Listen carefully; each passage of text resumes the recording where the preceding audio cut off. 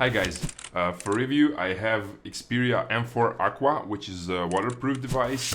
It has a 5-inch display, a pretty nice one, and it has a 13 megapixel rear and a 5 megapixel front camera. It's a rather cheaper device, so if you want to find out more to see how it performed, check my review.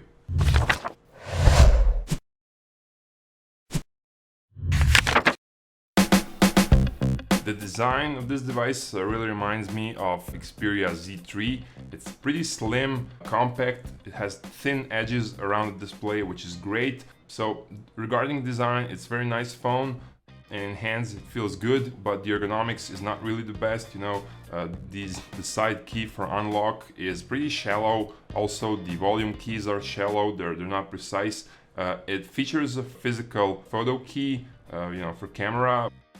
The virtual keys are part of the screen, they could have been below the screen, so ergonomics is not the best. Also, the keyboard is not the best, you'll see that later.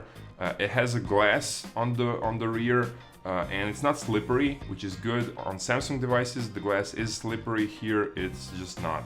It's a high quality build because it's waterproof. It can go up underwater 1.5 meters below for 30 minutes. And what I like especially is that the connector doesn't have a cover anymore, so you just plug it in like this and that's it. This is a 5-inch display with HD resolution. It's an IPS display. It has pretty good viewing angles. It's not shitty like those displays on previous Xperia, especially on cheaper models. So it's a pretty good display, but still the viewing angles and the sharpness is not as on Samsung AMOLED or HTC devices, or maybe some LG devices. It's pretty good, but it's not the best among this price range. When you go outdoors, you'll see the difference between HTC or Samsung devices in a higher price range than this one. You'll have to adjust the brightness 100%. It has an automatic sensor, but still you'll have to go somewhere in the shadow to be able to use it.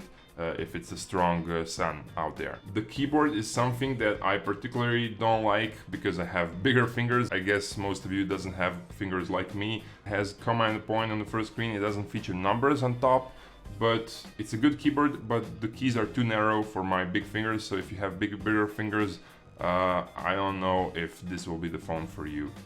Now the Android comes here in the newest Lollipop version, and it features some new design tricks.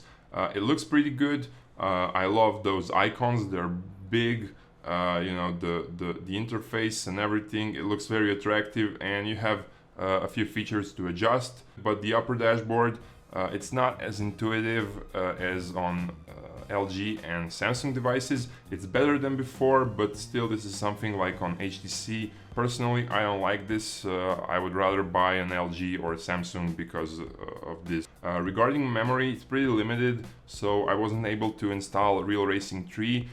Regarding how fast it is, how does it perform on benchmark tests and the gaming, and it doesn't heat up and stuff like that, but for that, check my other video that I recorded. And also I'll say that it has a front 5 megapixel camera and 13 megapixel rear camera, which sounds pretty good, but you should check my other video to see how it performed in daylight, in low light, and all the other stuff. Also, besides that, I have a special video so you can check out how good the speaker is and the quality sound from premium headphones.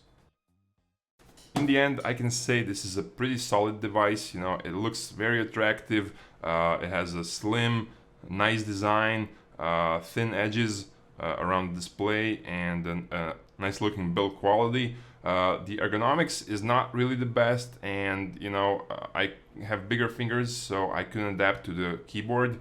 Also, I like when virtual keys are divided from the screen, like on Samsung, like on Lenovo. And that's pretty much it. The cameras are okay, they're pretty good. They're not bad, but they're not awesome.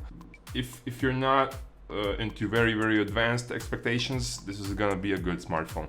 If you have this phone, or if you have any questions, please ask below. I'll be glad to respond. That's it. Thank you guys for watching. Subscribe for my channel, and like us on Facebook, follow us on Instagram, and see you next time.